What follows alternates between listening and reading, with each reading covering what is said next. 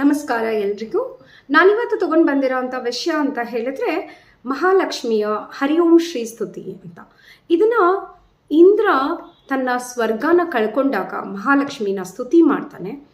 ಅದನ್ನು ಮಹಾಲಕ್ಷ್ಮಿನ ಹೊಗಳಿ ಅವನಿಗೆ ಆಮೇಲೆ ದೇವಿನೇ ಪ್ರತ್ಯಕ್ಷ ಆಗಿ ಅವನಿಗೆ ವರ ಕೊಡುವಂಥದ್ದು ಈ ಹರಿ ಓಂ ಶ್ರೀ ಸ್ತುತಿ. ಇದರ ಮಹತ್ವ ಹೇಗಿದೆ ಅಂತ ಹೇಳಿದ್ರೆ 3 ತಲೆಮಾರುಗಳಷ್ಟುವರೆಗೂ ಆ ಸಂಸಾರ ಅಥವಾ ಆ ಫ್ಯಾಮಿಲಿ ಇದು ಏನು ಯಾವುದೇ ಥರ ಐಶ್ವರ್ಯದಲ್ಲಿ ಯಾವುದೇ ಥರ ತೊಂದರೆಯನ್ನು ಅನುಭವಿಸಲ್ಲ ಅಂತ ಇದನ್ನು ಹೇಳೋದ್ರಿಂದ ಅಂತ ಒಂದು ನಂಬಿಕೆ ಇರೋವಂಥದ್ದು ಈ ಹರಿ ಓಂ ಶ್ರೀ ಸ್ತುತಿ. ನಾನಿವತ್ತು ಹೇಳ್ತಾ ಇದ್ದೀನಿ. ಹರಿ ಓಂ ಶ್ರೀ ಸ್ತುತಿ. ಸ್ವರ್ಗದಿಂದ ಓಡಿಸಲ್ಪಟ್ಟ ಇಂದ್ರನಿಗೆ ಪುನಃ ಸ್ವರ್ಗವು ಲಭಿಸಿ ಸಿಂಹಾಸನವು ದೊರೆಯಲು ಶ್ರೀ ಮಹಾಲಕ್ಷ್ಮಿಯನ್ನು ಕುರಿತು ಹೀಗೆಂದು ಸ್ತೋತ್ರ ಮಾಡಿದನು. ಸಮಸ್ತ ಲೋಕಕ್ಕೆ ಜನನಿಯು, ಸಮುದ್ರದಲ್ಲಿ ಉತ್ಪನ್ನಳು, ವಿಷ್ಣು ವಕ್ಷಸ್ಥಲದಲ್ಲಿ ಇರುವವಳು ಆದ ದೇವಿಗೆ ನಮಸ್ಕರಿಸುತ್ತೇನೆ. ಪದ್ಮದ ಮೇಲೆ ನಿಂತಿರುವವಳು, ಪದ್ಮವನ್ನು ಕೈಯಲ್ಲಿ ಹಿಡಿದಿರುವವಳು, ಪದ್ಮದಳದಂತೆ ಕಣ್ಣುಗಳು ಉಳ್ಳವಳು, ಅರಳಿದ ಪದ್ಮದಂತೆ ಮುಖವುಳ್ಳವಳಾದ ಪದ್ಮನಾಭ ಪ್ರಿಯಳಾದ ದೇವಿಗೆ ನಮಸ್ಕರಿಸುತ್ತೇನೆ.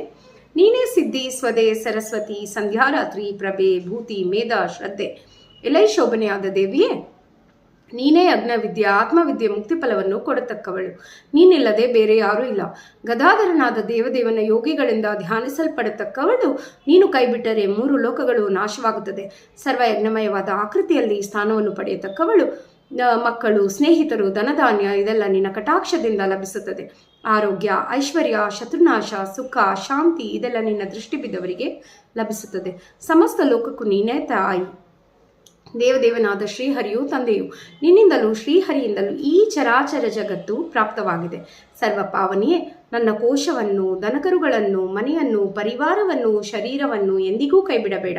ವಿಷ್ಣು ವಕ್ಷಸ್ಥಳ ವಾಸಿನಿಯೇ, ನನ್ನ ಮಕ್ಕಳನ್ನು, ಸ್ನೇಹಿತರನ್ನು, ಪಶುಗಳನ್ನು, ಒಡವೆ ವಸ್ತುಗಳನ್ನು ಕೈಬಿಡಬೇಡ.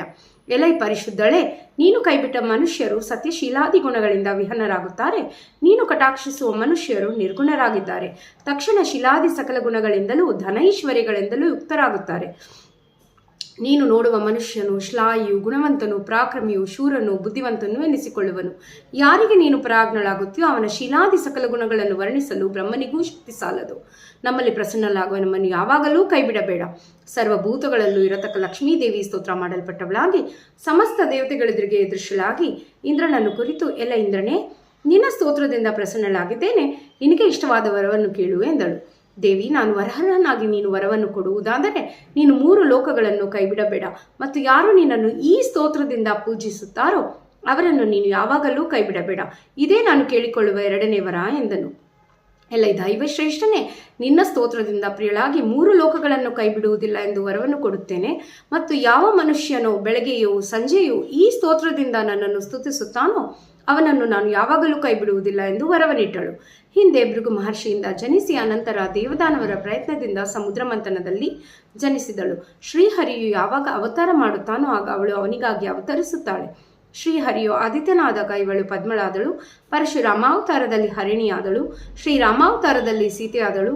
ಶ್ರೀಕೃಷ್ಣನಾದಾಗ ರುಕ್ಮಿಣಿಯಾದಳು. ದೇವರ ಇತರ ಅವತಾರಗಳಲ್ಲಿ ಅವನಿಗೆ ತಕ್ಕಂತೆ ಅವತರಿಸುತ್ತಾಳೆ. ಯಾರು ಶ್ರೀ ಮಹಾಲಕ್ಷ್ಮಿ ಸ್ತುತಿಯನ್ನು ಕೇಳುತ್ತಾರೋ, ಯಾರು ಓದುತ್ತಾರೋ ಅವರುಗಳ ಮನೆಗಳಲ್ಲಿ 3 ತಲೆಗಳವರೆಗೂ ಐಶ್ವರ್ಯ ಚ್ಯುತಿಯಾಗುವುದಿಲ್ಲ. ಯಾವ ಮನೆಯಲ್ಲಿ ಶ್ರೀಸ್ತುತಿ ಪಠಿಸಲ್ಪಡುತ್ತದೆಯೋ ಆ ಮನೆಯಲ್ಲಿ ಕಲಹಕ್ಕೆ ಮೂಲಾಧಾರವಾದ ದಾರಿದ್ರ್ಯ ಇರುವುದಿಲ್ಲ. ಹೀಗೆ ಸಕಲ ಐಶ್ವರ್ಯ ಪ್ರಾಪ್ತಿಗೆ ಕಾರಣವಾದ ಇಂದ್ರಕೃತವಾದ ಶ್ರೀಸ್ತುತಿ ಯಾರಿಂದ ಪಠಿಸಲ್ಪಡುತ್ತದೆಯೋ ಅವರುಗಳಲ್ಲಿ ದಾರಿದ್ರ್ಯವು ಎಂದಿಗೂ ಕಾಲಿಡುವುದಿಲ್ಲ. ಹೀಗೆ ಶ್ರೀ ವಿಷ್ಣು ಪುರಾಣಗತವಾದ ಹರಿ ಓಂ ಶ್ರೀ ಸ್ತುತಿ ಸಂಪೂರ್ಣಂ. ಈ ಕತೆ ಬೆಳಗ್ಗೆ ಮತ್ತು ಸಂಜೆ ಹೇಳೋದ್ರಿಂದ ತುಂಬ ಒಳ್ಳೆಯದಾಗತ್ತೆ. ಟ್ರೈ ಮಾಡಿ ಎಲ್ಲರೂ.